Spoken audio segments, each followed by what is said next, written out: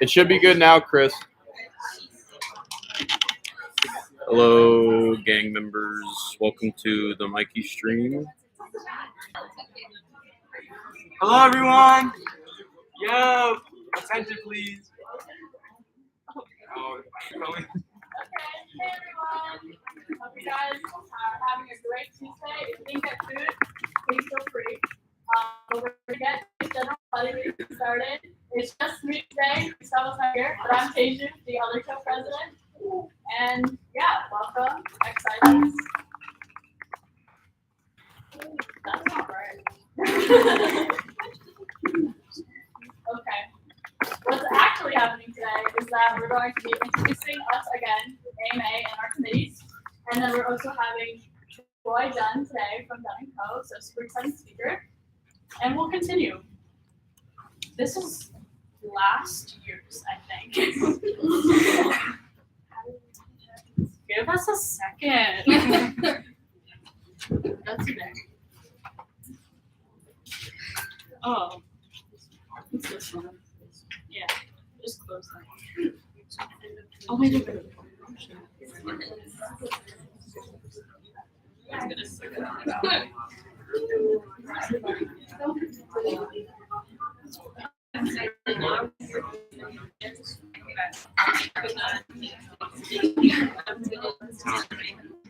Yeah, that was nice.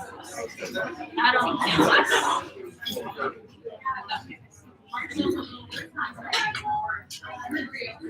Okay, this one's definitely the right presentation. Amen every Tuesday, right here. Some fun facts you didn't already know. We have the best AMA website in the nation. Our chapter is 43 years old. We have the best faculty advisor last year, Dr. Lauren Merritt. And then our executive board has over 30 members. So if you're on the board, just wave your hands. Woo! Awesome. And we'll continue. What's happening today? The AMA intro and Troy Dunn. Woo!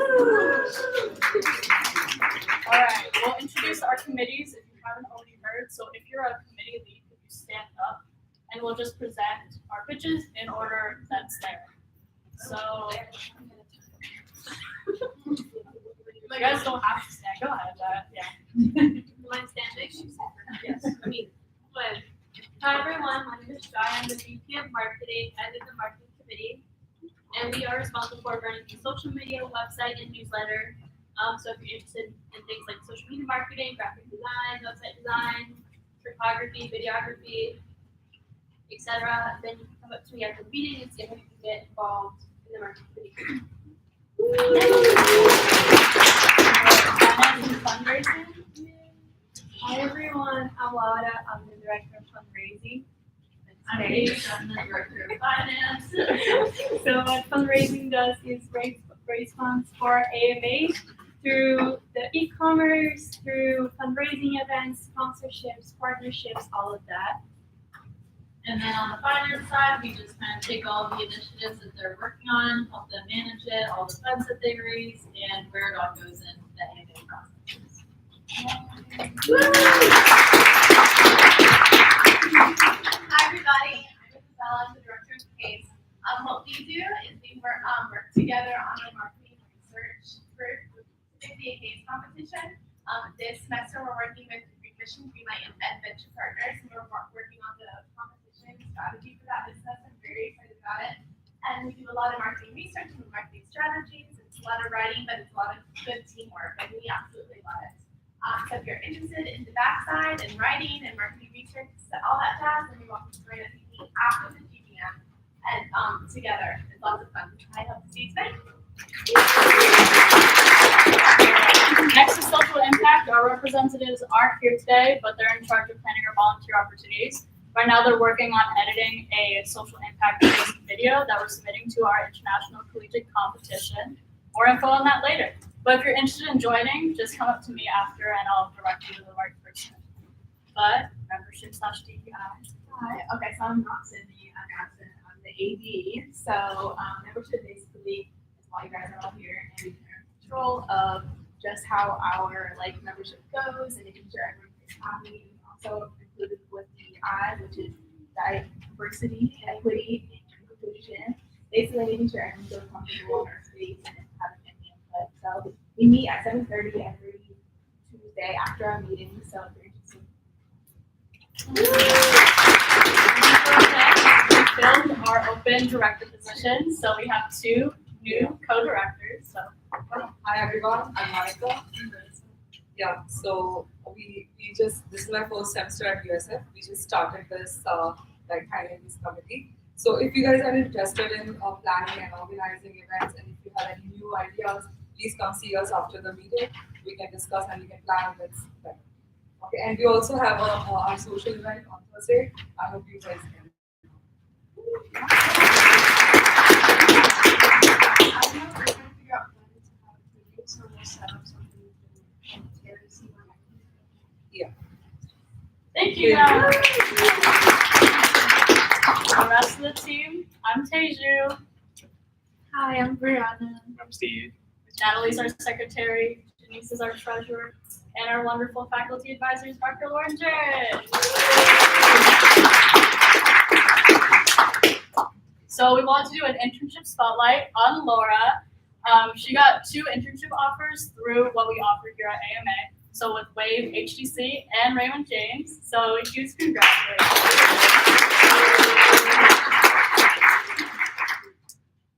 So we want to review our point system real fast. So you're getting points just by being here. Each GBM committee meetings, attending tabling, and going to all of our AMA events counts for points, and you can redeem these points to go to our conference, ICC, and also with. So talking more about ICC, this is going to be New Orleans, March 30th to April 1st, and the theme is focus. Really cool opportunity for professional development and also networking with other. This is an event where all the collegiate chapters across North America are invited to. So really cool cross collaboration with everyone there. And these are the potential boards just for entering. So in blue is what we've already submitted. So that's a career forum grant, website competition, and then in the other blue, didn't know they were both blue. We have our chapter report, recruitment video, and social impact video. So if you're interested, go ahead and fill out this QR code. It leads to a form that just states your interest. And then February 14th, I think that's 2 weeks from now, maybe 3. I don't know. I can't really well. That's the registration deadline, and we just want to see what the head count is and where we can help you guys meet that point cutoff to see how much we can sponsor as many people as we want to go to this super cool event. So I'll give you guys a second to fill this out. That was a second. So A News, our e-commerce is live and launched last week. So if you want to buy one of our polos, like what I'm wearing, you can head over to amausf.org/shop, and then we'll make sure to distribute that to our next general body. And like our events team said, we do have a tie-dye social. That's this Thursday, January 26th, 3 p.m. to 4:30. You can RSVP on Pulse Connect. And last week we said this was for paid members only, but we're changing that. We have 10 open slots for active members. So if you haven't paid your dues yet and you just want to come out and have a good time, get a free dyed t-shirt, come out for that. It's on Pulse Connect, so you can register through that.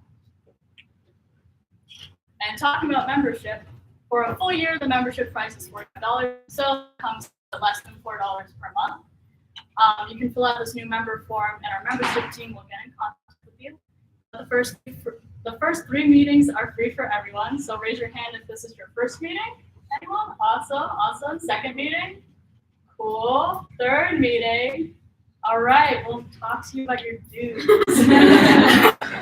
You can contact, again, Sydney, our Director of Membership, or Brianna or me for any questions or concerns. And sponsorships, if you don't want to pay that, you can get it fully covered. And this also includes getting this polo for free. You just have to write a max 1-page essay, and the prompt is, if you could travel anywhere in the world for free, where would you go and what would you do there? So the deadline is next Tuesday, January 31st. So I highly recommend just write that little essay, max 1 page. Please do not go over than that. I do not want to read more than that. And the requirements is that you have to attend the sponsorship ceremony the week after that, so February 7th, and then mail a handwritten letter to your sponsor. Again, the sponsorships come from our community that is made up from Tampa Bay professionals who see value in what AMA does for students, and they want to keep continuing to support that. So that's that. And I'm almost done. If you want to stay updated, you can go to that QR code. It leads to our link tree with all of our socials. You can follow us on Instagram, Facebook, LinkedIn, website. We also have a Remind if you want to get announcements and reminders straight to your phone. And yeah, today's speaker is Troy Dunn, President and CCO at Dunn & Co. So,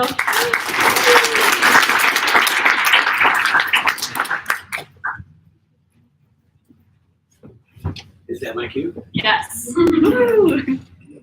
Great to be here. I went to USF a long time ago, before there even was the Zimmerman advertising. This building was not here. That building was there, but I think it had been recently built. I'm Troy Dunn. I run an advertising agency called Dunn & Company. I put together some remarks. I could talk about so many different things. I was asked to leave, 15, 20 minutes at the end. And when we get to the end, you can ask me whatever you want. It doesn't have to be anything about what I tell you about today. If you want to know how to get hired, if you want to know what's the best niche of advertising agencies to get in, whatever you want to ask, I'll do my best to answer the questions. This is what I'm all about. Put your heart and soul into great work every day for clients who recognize, appreciate, and demand it. I'm not interested in working for people who don't want great work. At Dunn & Company, we don't tick the box. We want to make work that's memorable, shareable, that makes a difference. And in my opinion, most advertisers don't care about that. So it's important to me to leave an interesting legacy. I opened up 20 years ago. There's 54 of us. We have offices here in Tampa and in France. We're not owned by anybody, which means we're independent, which means we make whatever decision we want. What I mean by that, the largest advertising agencies in the world are owned by what's called a holding company. You may or may not have ever heard of that concept. But the biggest ones are owned by big conglomerates. There's 5 of them. What that means, if you're working for M&M's, who recently you might have just heard, just in the last few days, they got rid of their little M&M people because of some political pressure. I bet you anything that was because the holding company said, okay, get rid of them because it's not good for us. But if an independent agency had M&Ms, they probably would have fought harder to keep it because there's a lot of equity in it. We are full service, which means we do everything at Dunn. We start with the strategy, creative, digital media, production, studio, and event. We go all the way through. We can have an idea in the morning and our in-house production company can make something and have it out by that night. So we don't rely on any outsourced partners or freelance partners. I'm going to shut this door if it's all right. Yeah. Last year we were named a Small Agency of the Year, which means that we're one of the 10 best agencies in the country. That's under 150 people. That's good for all of you in this room. It means that here in Tampa, Florida, not New York, not Chicago, not LA, there's one of the best agencies in the country. Super, super proud of that. These are some of our clients. I'll leave it up just for a second. You probably recognize some of those brands. Some of them are local brands. Some of them are regional brands. Some of them are national brands. Some of them are international brands. I was very fortunate that when I opened up 20 years ago, my very first client was in Brussels, Belgium. And so for 20 years, I've been working with somebody not in my time. I think that's fantastic. It's a great experience, which caused us to open up an office in London, which during the pandemic we closed because London got hit so hard. And we've subsequently reopened that office, but in France. Okay, I'm going to show you some examples of work, but I'm trying to think, what am I going to talk about? What works today? What works today in advertising and marketing isn't what worked 5 years ago, and it's not what worked 10 years ago. Things are constantly changing. All of our tastes, what's relevant to us. It's like one day this musician's on, right? And a year later, they're a has-been. They had a one-hit wonder, and now we're on to some other band. And brands can tend to be the same way. You know, there can be an article of clothing that's hot today because of whatever reason. Maybe somebody wore it on a certain channel, and now everybody knows about it, and a year later it's not. What I've realized, what works today, is that when you're not selling, nobody wants to be sold to. You know, for years now, people have been saying advertising is dead. Advertising is not dead. It's just that advertising takes different forms. And I'm going to show you a couple of those forms today, the things that my agency's done. But I say, let's not sell, let's instead provide. Let's provide entertainment, let's provide education, let's provide connection. Basically, the best brands in the world today are making content that we like, and we don't even know that they're actually kind of selling to us because they're making us have an affinity for their brand. And that affinity is then going to result in spending money. Come on in. We just got started. Let's make no mistake. Advertising is about making money. Occasionally, it's about doing good. But in the end, all of us have to be paid for our time. And so we need to make money for our clients, right? And it used to be, hey, this is what I make, and this is what it does, and this is how much it costs. And that was the beginning of advertising. Today, if you do that, people will tune you out, right? It's just not intelligent. I had the privilege of listening about 10 years ago to the creative director of Nike. She was amazing, and one of the things that she said was that when Nike makes advertising, when they make communications, they always want to challenge the audience. They never want to spoon feed the audience. But there are tons of brands, tons of VPs of marketing that will say, oh, will my audience get that? Well, if you hit them over the head with it, they're probably going to get it as fast as they read it. I love it when I read a headline that I don't actually get, because it makes me sit there and I have to read it again. And I might have to read it again. And now that I've read it 3 times, it's going to stick a lot longer than that headline that just was super boring. So we don't sell, we provide. Brand affinity requires admirable content. I don't remember the number, but we are bombarded with I don't even remember now, 18,000 images a day. We don't even know it. You can imagine if you're getting 18,000 images a day, how in the world is one of those images meant to stick? Well, they do. You see great content all the time and you like it, but you may not ever sit there and ask yourself, wait a minute, I'm in marketing. I need to scientifically analyze, why did I like that? You should. You should start doing that. This is the AMA. You should start critically analyzing all the messages you see. Once you graduate, you want to job in marketing, don't hit the ground with your eyes wide open and not wondering how, or not knowing how things work. Start doing it now. Every piece of communications, not just ads, but everything that you see, some of the things I'm going to show you, you might want to ask yourself, wow, why did the brand do that? And what effect were they looking for? Usually, truly admirable content is so good that the press picks it up. And this is the angle I'm going to take today. I could talk about many different types of advertising, but what I'm going to talk about are 4 things that my agency's done in the last year that is not advertising. But it was so interesting that the media picked it up. And when the media picks it up, that's called earned media. Not paid media, it's earned media. Earned media is a lot harder to get because there's so many pieces of communication out there. But if the Wall Street Journal or the USA Today or ABC News or ESPN talks about something that I just made, I didn't pay for that. And it's worth millions of dollars in media spend.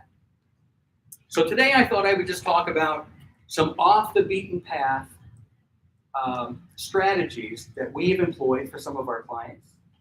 Non-traditional. Wasn't making an ad and then buying the space and placing it and then watching what the engagement was and then creating a report and giving it to our client. Not that. It's buzz building work.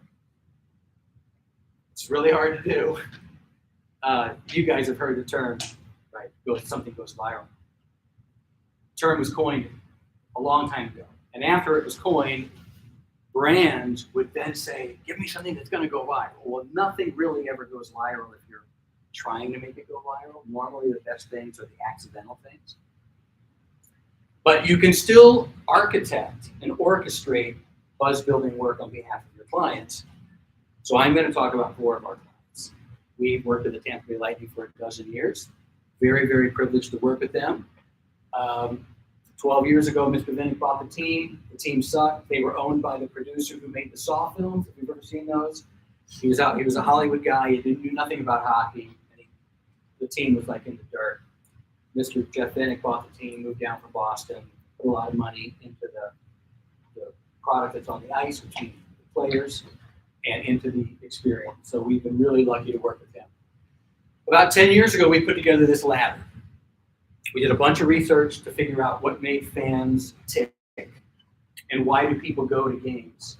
And we developed what's called the fandom ladder, and the Lightning liked it so much they printed it, they framed it, and they put it all over Amalie Arena because they wanted everybody that worked for them, from the concessions to the people that seat, to the people that sell tickets, to the operations, to understand that there's these 5 different types of fans. There's non-fans all the way up to the tribe members and people in between. The casual goes every once in a while. The swing fan, people who were born and raised in a different state, who always want to wear their Bruins jersey when the Bruins are in town.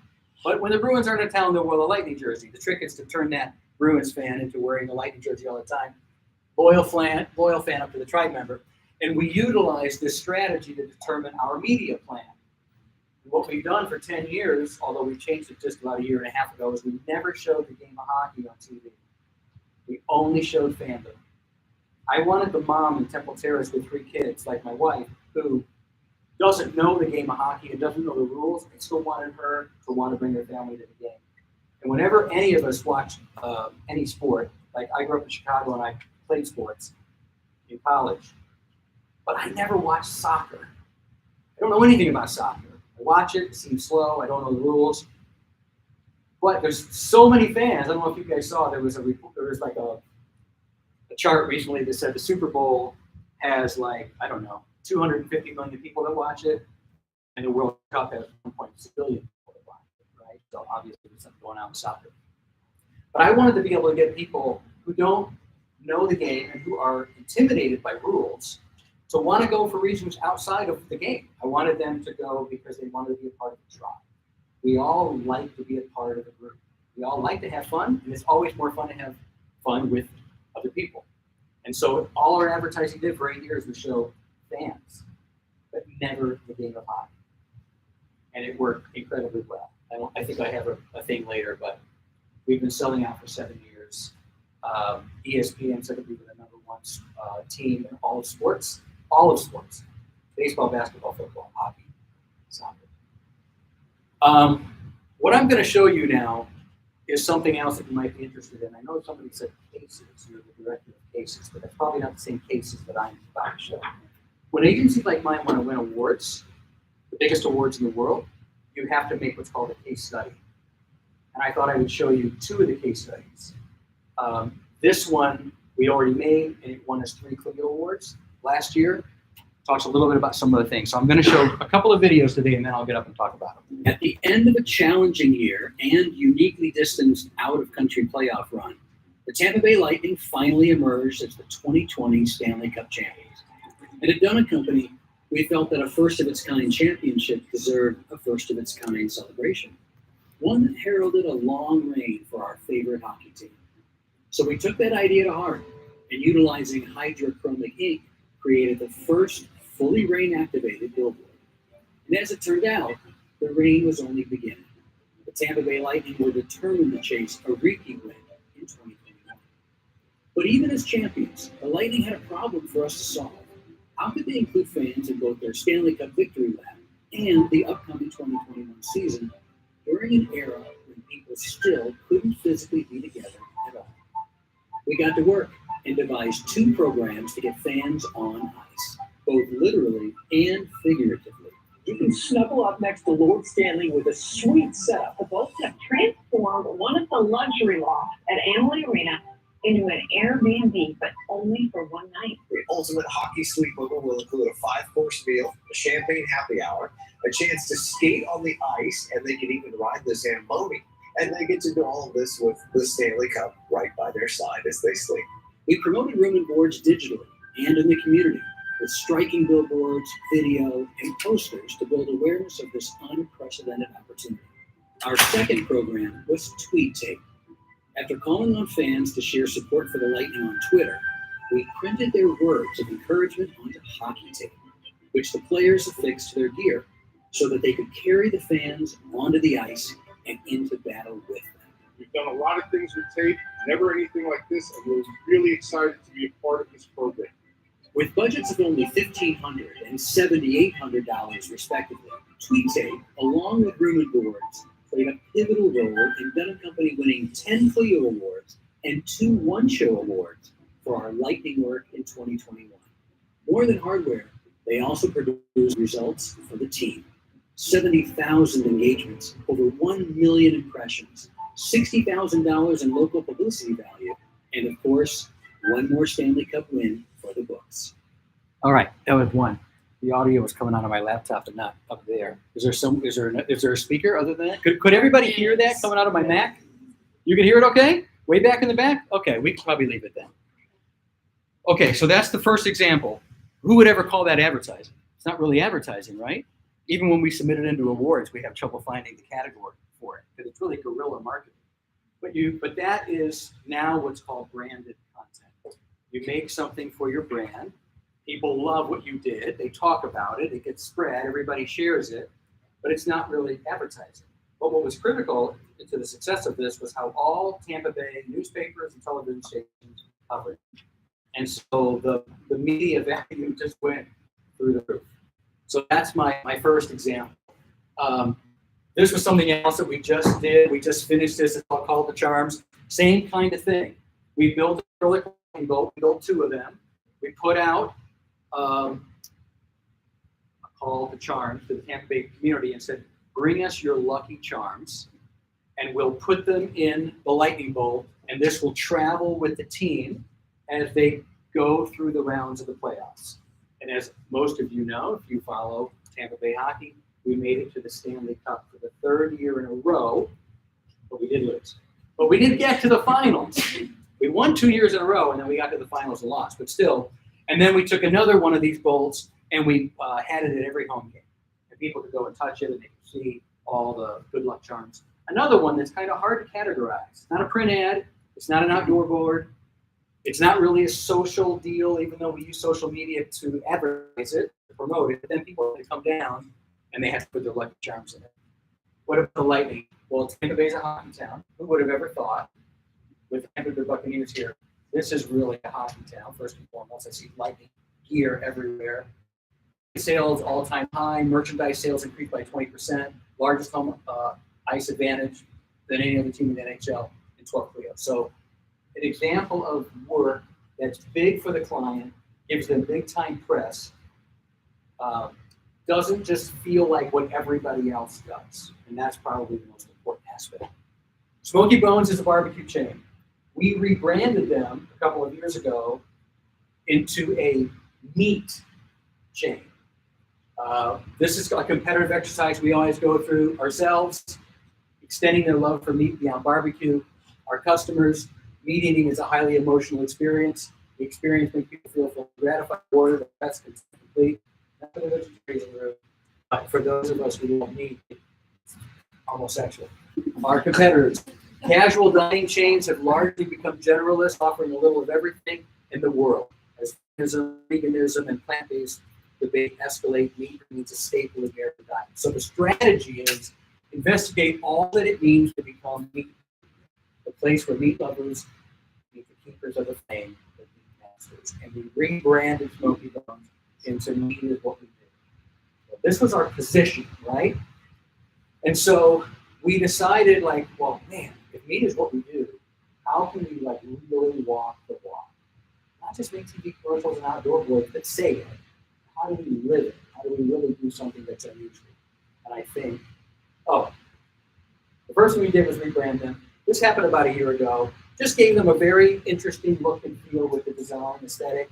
Very cool, very interesting. Got a little bit of nostalgia throwback, but it's also got a mashup with some modernity as well. Really good lines, Have a Cow, Preconceptions, Richard Daly, stuff like that. Love this. If meat is your religion, welcome to the congregation. Just love the kind of tone of this, right? So this is the artwork, and I'm going to play you another video. This is the case study. Yeah, we actually just finished this last week, and hopefully you can hear it as well. You can do that. Just before the pandemic, Smoky Bones had the realization that their passion for flame cooked meat reached far beyond their barbecue niche. It turned out that their pitmasters wanted to graduate to full-on meat masters, and they wanted our help to do it. So while Bones got busy updating its menu and operations to include all things meat, Dunn & Company got to work cooking up a total rebrand with a bit more sizzle and a lot more staying power. For design, we invoked the most elemental tools of meat preparation: wood, fire, sweat, grit, and determination. As for the brand voice, gone are the unappetizing bone jokes and innuendo. You know what? That's the wrong one. Okay, so I'm just going to have to riff. I'm sorry, I grabbed the wrong video. Okay, what do? We created a menu out of meat. That's what we did. It's never been done before. We had an idea, which was, could the actual menu that you give a guest be made out of meat? What would that be like? Raw meat? Well, no, it couldn't be raw meat. It's disgusting. What could it be? It could be beef jerky. In California, we found a firm that would etch, not print, but etch onto a piece of beef jerky. And we created a brand new menu. It was a promotional menu. It wasn't like we replaced the whole menu there. But we worked with the chef at corporate. We came up with 3 completely new items: a drape, like a Bloody Mary that had bacon in it, and then a sandwich that had like 5 or 6 different pieces of meat on it, and then some sort of like brand new rib thing. And then we laser etched that. Man, you know what? I really want to find you the video. I really want to find it. I'm gonna look. I'm gonna see if I can find it. But it's really good. Let's see. Do you want us to turn off this? No, it's all right.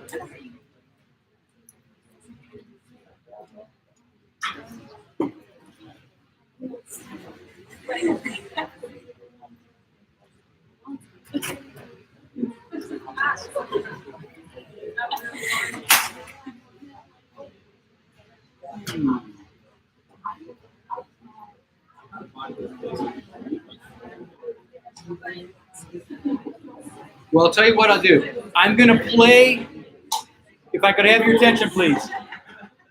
I'm going to play the TV commercial. I'll play the commercial. It's kind of funny.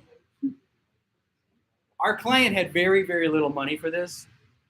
So you're going to hear a men's chorus singing the words of this commercial. And they're people that work for me at the agency. We just, 4 guys went down to the studio and made this. Let's see if it works.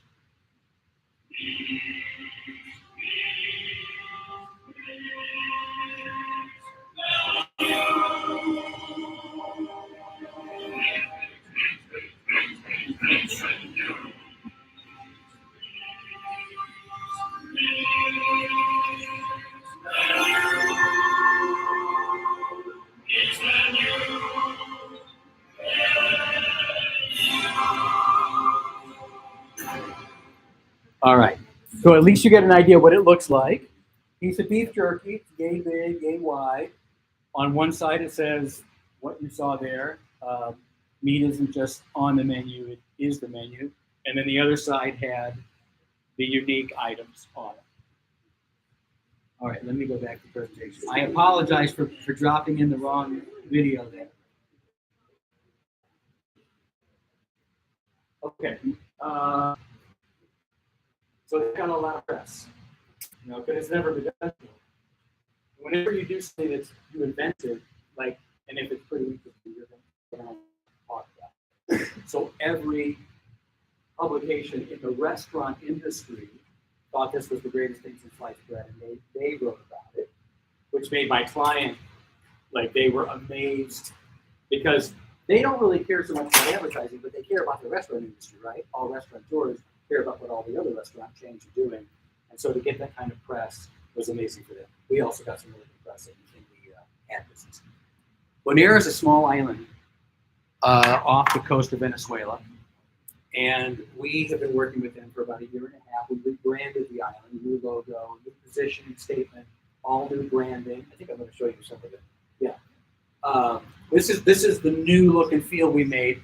If you've ever thought about going to the Caribbean, most of the advertising looks exactly the same. Pretty people on a beach with palm tree, maybe with a drink. Perfectly composed. We thought, listen, well, we have to be different. You know, in advertising, when you're positioning, you guys, how many people in here know what the term positioning means in the context of marketing? Very few. Well, are all of you in the business of marketing? Everybody in the room? Not everybody. What positioning is how does your product or service fit in the mind of the consumer?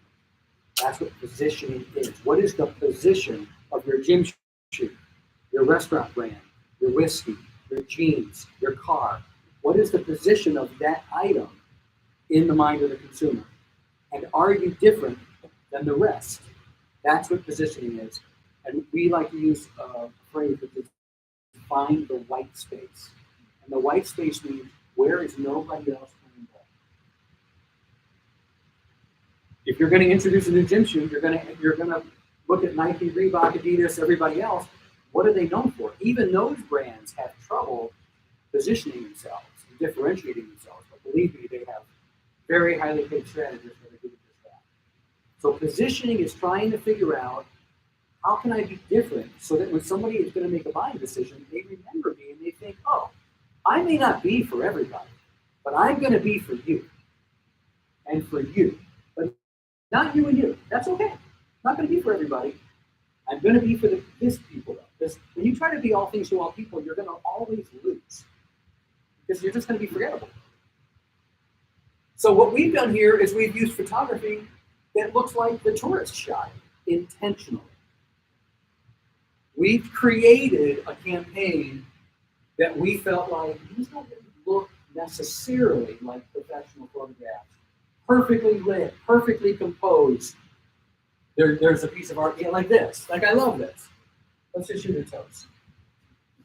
Because that doesn't feel like somebody who's perfectly polished. And all of you in here probably know more about this than I do, because you're probably all social media junkies, of which I am not. But you know that there's a psychology with what works and what doesn't work when you're using your social channels. And that psychology was used to inform our strategy. Okay, what do we do different? Because this is table stakes. You have to create a brand book, a look and feel, a toolkit that the brand will then use to do all of its communications. Those are things we do with every one of our clients. We create a brand book, which is the strategic positioning of that brand. It's brand pillars, it's brand personality, it's brand tone, all those sorts of things. Also the rules, what fonts, what color palette, where does the logo go on a page, all those sorts of things. It's called the style guide, also part of the brand book. Okay, but then what? Well, we created a program called the Earth Analysis. So it started off as because Bonaire is a part of the Dutch Antilles. It's off the coast of Venezuela. It is a sister island to Aruba and Curacao. Most of you have never heard of Bonaire, and most of you have never heard of Curacao. I know that. Most of you probably have heard of Aruba. It's because there's a lot of American investment in Aruba, but there's none of that in the other two. But all three of them used to be Dutch. They were part of the Netherlands. 10 years ago, there was a vote, and Aruba and Curacao voted to split, become more independent. Bonaire, because we're so tiny, said, no, we need your money. We're all on board with you guys. The Earthonauts was an effort to bring people to the island and help promote the fact that this island is one of the most ecologically diverse and maintained in all of the Caribbean. For 40 years, Bonaire has had what's called a blue destination coral reef around it, and they have rules like no other island in the Caribbean that they don't allow certain types of fishing and they don't allow certain types of manufacturing and dumping.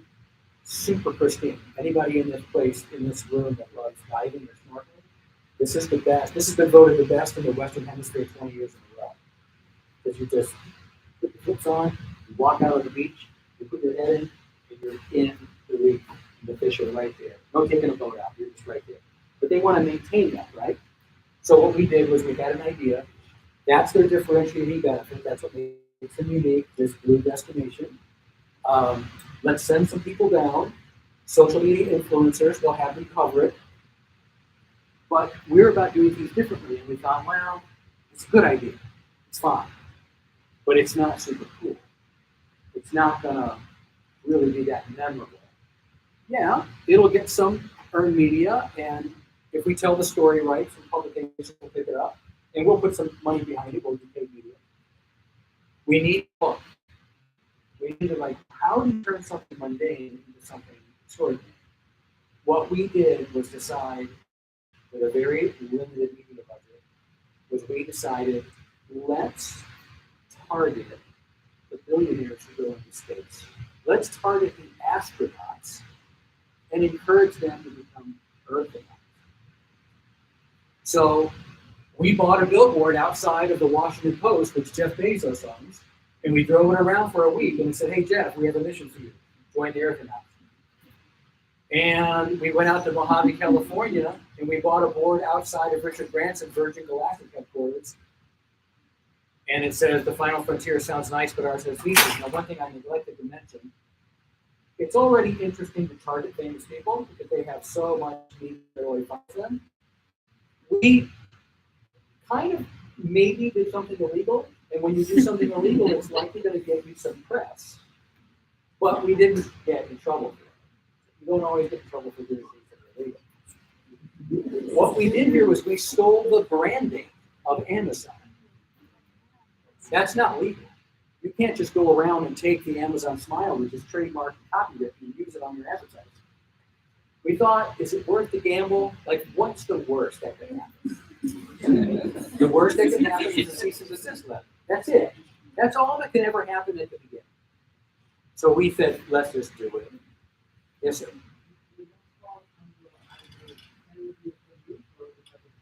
No. That can only happen if it's not for pay. If it's not for a commercial enterprise, which this someone wants. But that's a very good question, and you've done your homework. So, Amazon branding. Virgin branding. Tesla branding. So we did a board, and we took it down to Boca Chica, which is a town that Elon Musk bought. He owns the town. They don't like it that very much there. We ran this mobile outdoor board. You can see the rocket ships behind it. We got right in there, and that little cart is Elon Musk security. Like, what are these guys up to?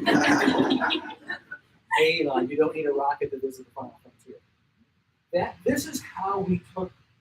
Listen, it's not a bad idea. Earthnauts, cool name, cool logo. Get people from the Netherlands and the United States to go down there. What we did was we partnered with 5 really well-established, ecologically, environmentally forward, progressive, friendly organizations on the island that were planting trees, that were rebuilding the coral reefs, that were helping the donkeys, because there's a lot of wild donkeys on this island. There's a donkey sanctuary. So there was lots of good things. And what we did was we brought the Earthnauts down, and for a day, they would work with the organization. They'd go dig holes and get their hands dirty and plant and dive and like coral and these things. But it wasn't enough to be super like awesome. And you, when you're in my business, you don't want to be less than awesome. You want everything to be great. You always want to be shooting for excellence, not just mundane. And so this was an idea that was a good idea, but how can we ramp it up? There's a really famous agency. They're not as famous as they used to be, called Christian Porter Bogusky. called CPB now. They used to be headquartered in Miami. They closed Miami, they moved to Boulder. Not nearly what they once were, but they used to be the best agency in the world. And they were that for about 10 years. They launched the Mini in the United States. They worked on Burger King. They did anti-tobacco, anti-smoking. They were amazing. One of their philosophies was every single creative brief was write a press release. Your idea must be written and turned in the form of a press release. Would not accept anything unless it was automatically going to get press. I don't want a TV commercial just for the sake of a TV commercial. If you're going to make a TV commercial, do something in that TV commercial where the press says, wow, did you see what they just did? And we kind of use that philosophy as often as we can. Everything we do when there's decent budget, even if there's not, because it wasn't much budget here, what will it take to get somebody to write about it? Okay, that's that. The last example I have, how am I doing on time? Am I okay? Yeah, you're good. Am I It's good? 5:35. Lazy Mountain Beer. It's a small brewery up in Alaska. And we designed their packaging about a year and a half ago. And I love to do stuff like that. We design a lot of whiskey and rum and liquid packaging. But we have some really, really awesome designers at the agency. But then we thought, okay, well now it's time to do an ad campaign. It's kind of a funny story because the first round of the ad campaign idea that we sent to the client, I sent it to them, and a week later we were supposed to get on a plane and go shoot still photography and videography. It was in the dead of winter, and I was sitting in a small crew up there. And the owner wrote me back a very short email. I think he had like 2 sentences that said, Troy, thank you very much for the ideas. I think I'm going to pause on this now. I'll get back to you when we get to it. What? I already bought the tickets. The crew is on their way. We already sent you a deck of ideas. So I'm calling them, Neil, just got your email. Something is going on. To tell you the truth, Troy, I was rather insulted. You know, sometimes the way we are raised, with our families, at school, our friends, we have blinders on. And we don't really see this reality out here. We see like what we think is the reality. We live in Florida. I'm advertising for somebody who lives in Alaska. The creative that we've given them was somewhat offensive to people who live in Alaska, and I didn't even realize it. I thought it was funny. But it was funny because I live in a lower 48. And I apologized profusely. I said, I'm so sorry. Give me another chance. We're gonna rock this. Had a little bit of a conversation with him. And so we came up with this brief. The insight is that Alaskans have a way about them that's purely and exclusively Alaskan. The truth is that Lazy Mountain Beer is only available in Alaska. The idea is that a campaign that only Alaskans will understand, brought to you by a beer only Alaskans can get. Why? It makes Alaskans feel as special and exclusive as our beer. So, if some of these ads make no sense to people in the other 49 states, well, that's just perfect.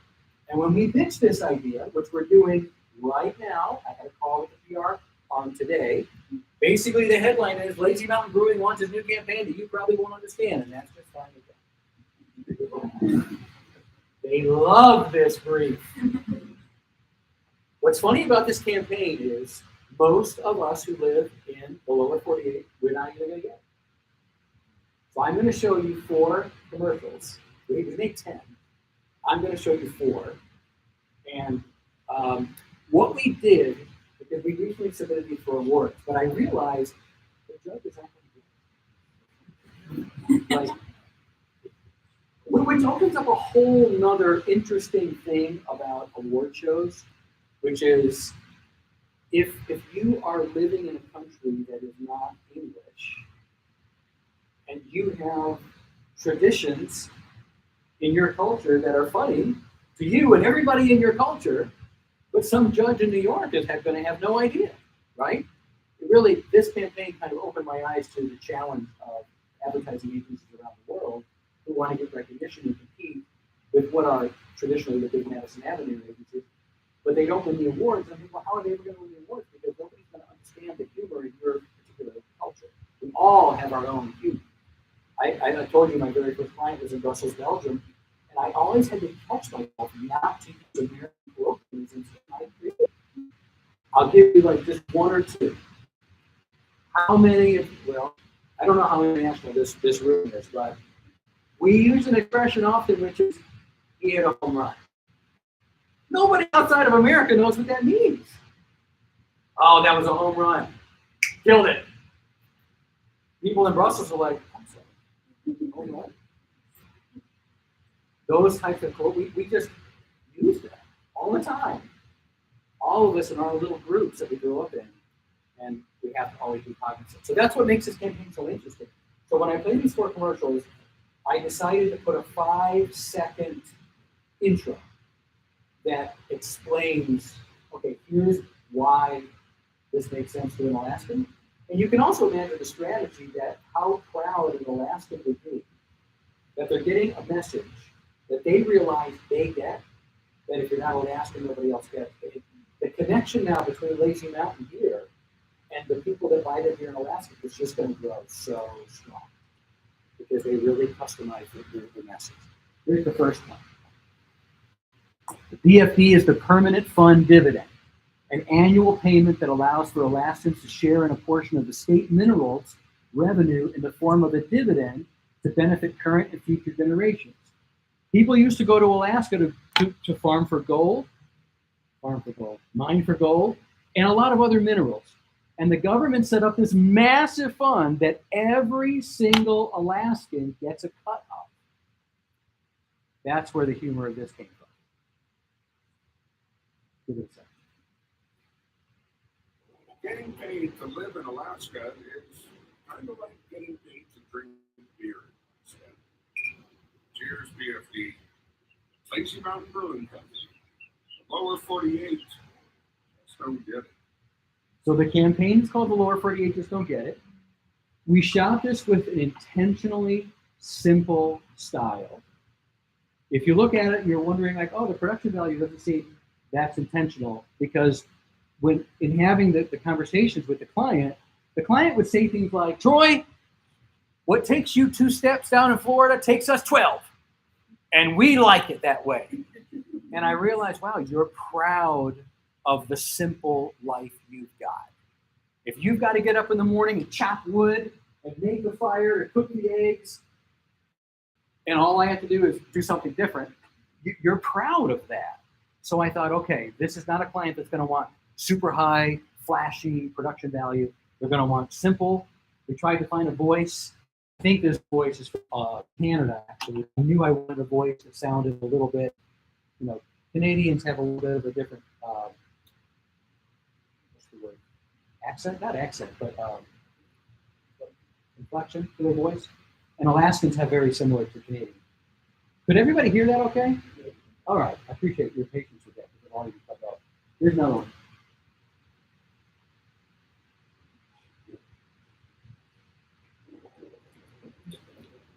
It's true. Reindeer are really, and they go pretty good with this view. Lazy Mountain Brewing Company. The Lower 48. Just don't get it.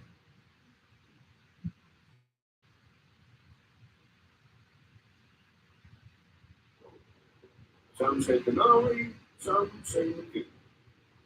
But we can all agree on the beer. Lazy Mountain Brewing Company. The Lower 48. Just don't get it. This last one I'm going to show you, I really I like it, but it's not quite as unknown as these three, where like you wouldn't necessarily be in on the joke. The last one's pretty obvious to everybody.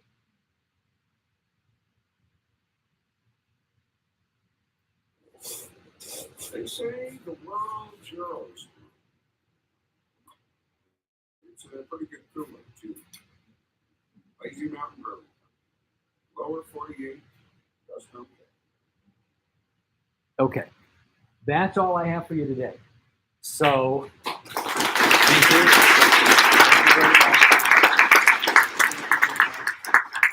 How are we doing on time? It's 44, so we have like 16 minutes. 16 minutes. So let's open the floor for questions. Happy to answer. answer anything about what you saw or anything else. Who wants to go first? No, okay. I think we all want to know about Internship. What do you want to know? Did we offer them? Yeah. We haven't offered them for about 5 years. The reason we stopped doing it, although we are renewing it this summer. So if you are interested in applying, we'll be getting something up. I don't know how many slots there'll be. We stopped doing it several years ago because we were not mature enough to figure out how to utilize the interns. You know, it's a tricky thing because you want the interns to get an experience. You want them to shadow what's happening. You can't really expect their contributions to the work to be such that, like, it's going to win something. And it takes a good deal of preparation by the department heads, by the leaders, to make sure that intern has something to do. And I just don't think the team was mature enough before, so I let them kill it. But we are renewing this summer. And we are full service, which means there'll be many different departments. So hopefully we can fit at least one in every department. Yes.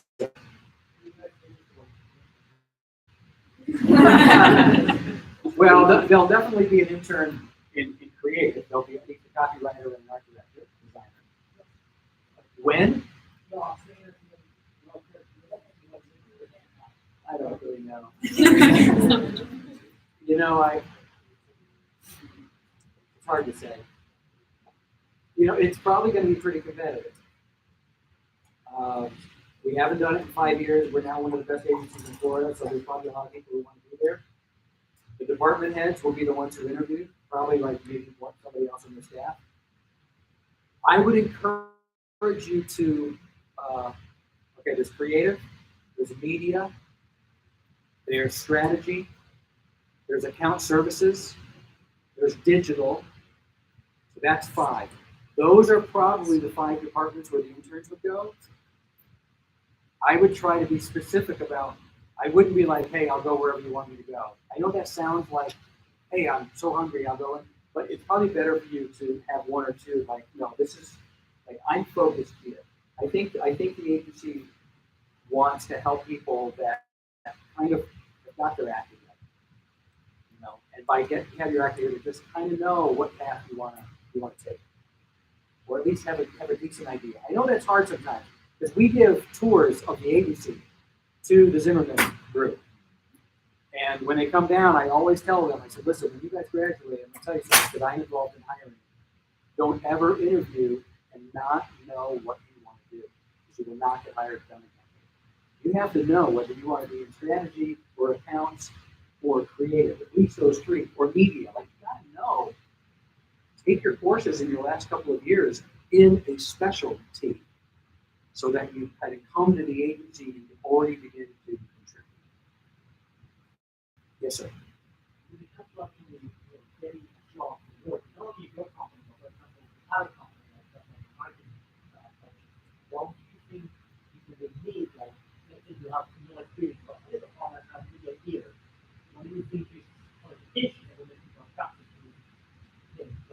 Speaking skills, friendliness. I don't hire anybody who's not friendly. You don't come in with an attitude. I think that anytime somebody shows ambition, it always gets my attention. And the way that students show that is they demonstrate that on their own time, they did something. Mr. Dunn, I did an ad campaign for 7-Up. Nobody even asked me to do it. Here are my layouts. Here's my copy. This is my strategy deck. I love that. It shows me like, wow, you when you started to work.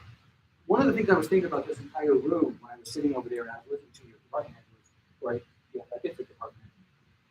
This almost feels like it could be an agency. You have divisions, you have rooms, you have to work together well. This is the proving ground right now. This is where you show your ambition. This is where you start to become part of the team. And you work with the team. And you don't let your deadline slip. Because when you interview, it's possible that somebody will ask for references, even as a graduate. It wouldn't be great if your references could be people in this room that you worked on a team, and those colleagues can say, "Oh, she led my team, and everybody was working with her." Hard. That's not hard. Just be friendly, work hard, and show enthusiasm for this endeavor right here. Some of you might think, "Oh, well, you know, I'm kind of interested. It sounds like maybe a politically good thing to do." Make it into something more. Make it into like, crap, Mr. Dunn said about references. Okay, that's one thing right there. The people in your group are now your references for your first job. So walk the walk, talk the talk. As far as the rest of your question, like what things we're looking for, we're looking for acumen. We often, for graduates, we're looking at their school records. You know, I think the bar is fairly low. We don't expect you to have already worked, like we know you haven't worked anywhere, right? That's why I think that the ambition, when you're competing against 50 other students, you got to be asking yourself, how am I going to jump over? Because he's working hard. You know him. It's like, man, it's a competition, folks. It really is. I was thinking the other day, because we're going through a repositioning exercise in my agency, and I was thinking, you know, oftentimes they use war as a synonym for marketing. Going to war. It's better to think about that this is a sport, and that we're a team, and we're competing against another team. And so you want to surround yourself with the best team possible and take everything you can. And when you come and you interview, use that experience. We often hire the people who in their last year of college were a part of some sort of marketing or advertising, I don't know what it is right now. But like I know at the Zimmerman School of Advertising, they have a national competition. And oftentimes the people will say, "Oh, well, I was on that and I led the strategy." And I always think, okay, that's good. You have some kind of practical experience before you got your first job. I'm dancing around. I tend to do that. Show ambition, whatever that means to each one of you. When you go to that first interview, and you don't have anything to show except a school, you know, your resume, figure out, it's not that hard. It really isn't. Just watch TV commercials for like 30 days, watch TV, or go on the internet, find a trend, write a report, and believe me, when you go and interview, you say, "Oh, well, here's something I did on my own. I saw that Banana Republic plays social media 4 times a day, and their tone was this, and I saw they were competing against." Just do something like that. Very few people do. And if you do, it'll show ambition and initiative. And that's what I'm looking for. Sorry for the long answer. How does your approach to restaurant marketing differ from other industries?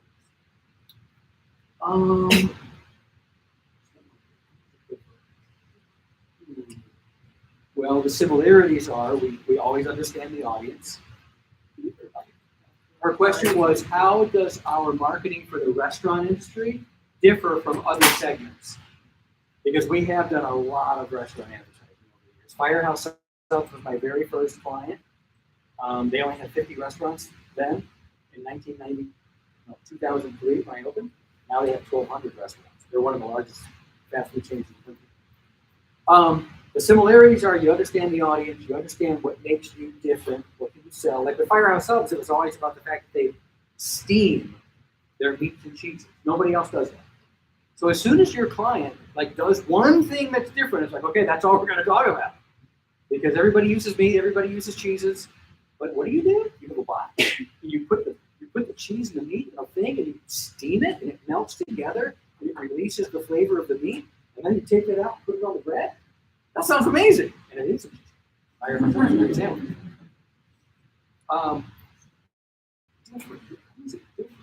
I don't think it is different. I think that I chose not to show inside. We have this process called FUEL, F-U-E-L. Find out all you can, uncover insights, uncover actionable insights. What is E? Engage with the creative department and make the brief, and then learn. Marketing is never over. You never ever just do one thing and okay, I did it. You constantly are reinventing yourself. You're constantly figuring out the new trends. So that was the long answer. The short answer is we don't really approach restaurant marketing different than I would do from there. I would apply the same fuel, understand the audience, what makes the audience want to go there, how can I get them to go back.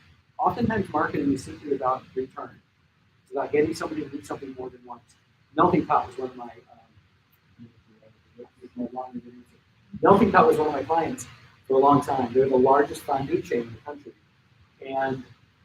But whoever goes to eat fondue, right? Well, the research showed that you only go have fondue on occasion. It's an occasion destination. You go there for an anniversary, you go there for a birthday. And what we realized was, crap, if we could get you to go one more time in a year, the sales would exponentially go huge. It was just trying to figure out, okay, how can you get somebody to go one more time? And the answer for our campaign at the time was, make fondue one of the restaurant categories, because it's not right now. When you're asking your friends, hey, what do you want to go to eat? What do you want, tacos? You want Italian? You want sushi? Like, we have in our mind like these categories of food. Nobody ever says, nobody ever says that. That was what our campaign. But it's really hard. Sometimes it's hard. We also work for the state of Florida. We do a lot of their drunk driving campaigns. And that is really hard to change certain types of behavior. It's not going to happen for a long, long time. You can't expect it just that. So the question was, your first office was in Belgium? Our first office was in Tampa. Belgium was my first one. Okay. So what are the local outside of the that you Well, the time zone was obviously wrong. But there were two problems. There were two challenges. There were two types of challenges. There was the fact that they were 6 hours different, which is why we ended up opening up the office in London, just to have something closer to the time zone. So, like, structurally, our communication was challenging because we're always looking at like, oh, you're going to be putting the bed, you're going to be putting the kids to bed at 9 o'clock, and that's only like 4 or 5 night time or something. But actually working, there were obviously language barriers. Fortunately for American citizens, most of the world speaks English. It is something that I treasure. That happened. Like, we didn't ask for that. We just were happy to be born in this country, and America being what it is, most of the world speaks English, but not always. So that's kind of the challenge. I know that half of my business is working with pharmaceutical companies. You would never know that looking at the website. So half of our business is the Lightning and Grow Financial and Smoky Bones and Bonaire and liquors and beers and stuff like that. The other half is GE Healthcare, who makes Alzheimer's drugs, and Baxter Healthcare, they're the largest maker of dialysis machines in the world, and AbbVie Pharmaceuticals, Johnson & Johnson. These healthcare companies, they are totally global, and we're working with our pharmaceutical clients. The challenge is, you understand everything I'm saying? Also, is the content that we're making relevant to you? But we just started getting into a thing where we would make content, we would send it to their office, it would have to be translated, we would let somebody in their office do the translation, so we just weren't responsible for it. But I just think that the bottom line of that is recognizing cultural differences and being respectful. I used to live in Russia 27 years ago. I lived in Moscow for a year and a half, and then I lived in Odessa, Ukraine for a year. My wife is Ukrainian. What I learned there was, don't ever be the ugly American. Don't be the loud person on the bus, on the metro. We just tend to do that.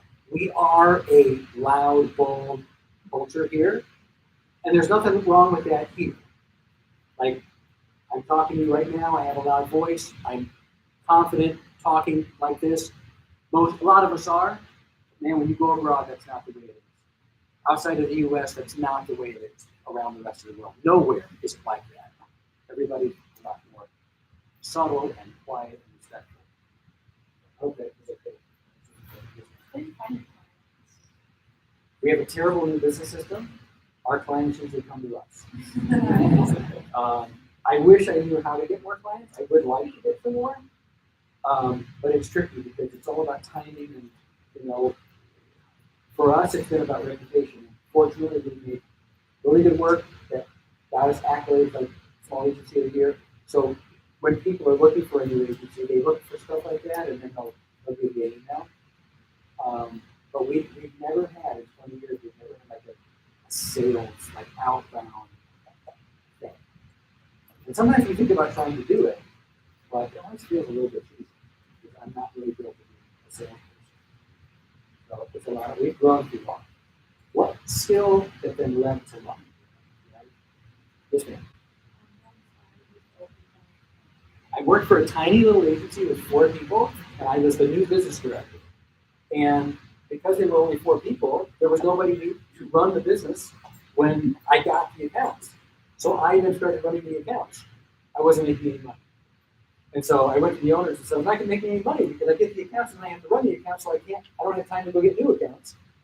And I said, I need more money. They said, we can't pay you more. So I thought, well, you're going to make the lead. And I decided before I go to work for another agency, I'll try to start my own. And that's what I did. If it didn't work, I would have quit.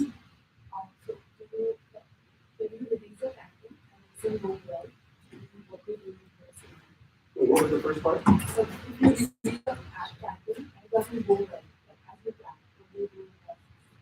You quickly just work on the backup plan.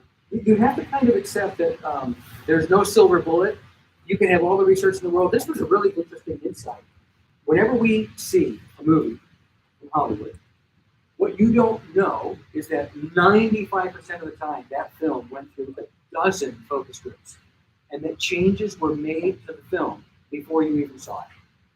So a director, Spielberg, movie, Spielberg loves it. The people that paid for the movie say, okay, Steven, I think it's beautiful. Let's just run it through the focus group. Oh, I don't like that E.T. is only 4 foot tall. I think he should be 3 foot tall. Okay, Steven, we need to reshoot. What? But I like him 4 foot tall. Steven, I'm sorry.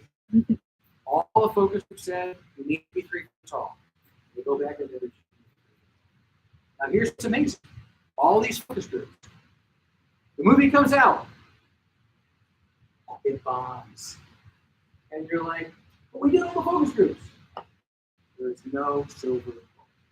You never know what's going to hit or what's going to miss. You can only just use your best, your best experiences. Steven Spielberg just had a movie come out, The Fabelmans. It died at the box office.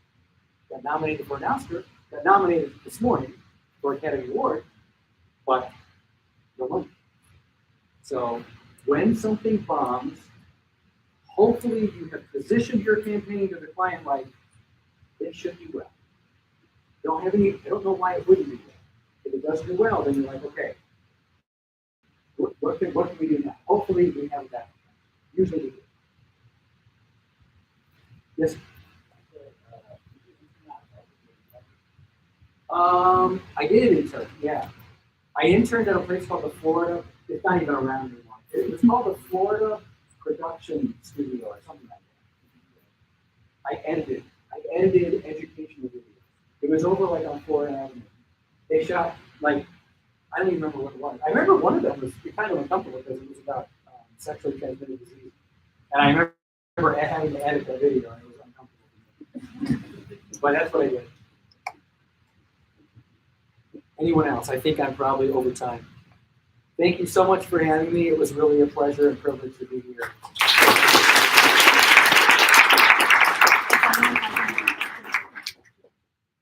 If anyone has any other questions, you can just drop me an email. Yeah, my email is on I think it's on the website. But my last name is Dunn, and it's Dunn at Dunn-co.com. Dunn at Dunn-co.com. So, good luck to all of you. Wish you the best. All right. I don't have any closing remarks, but I hope you guys enjoyed today's GBM, and we'll see you next week. You know what I didn't do? I didn't plug in the audio, man. So is there usually speakers in that? I didn't plug it in. No. Well, because what I'm thinking is usually HDMI carries me on. So I just assumed it was all right. There's a link in the You didn't request me. She said. You're very welcome. Thanks for having me. Hi, Hi. I'm Lauren here. Oh, thanks for having me today.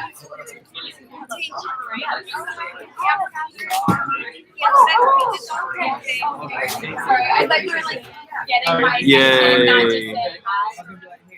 Like, yeah.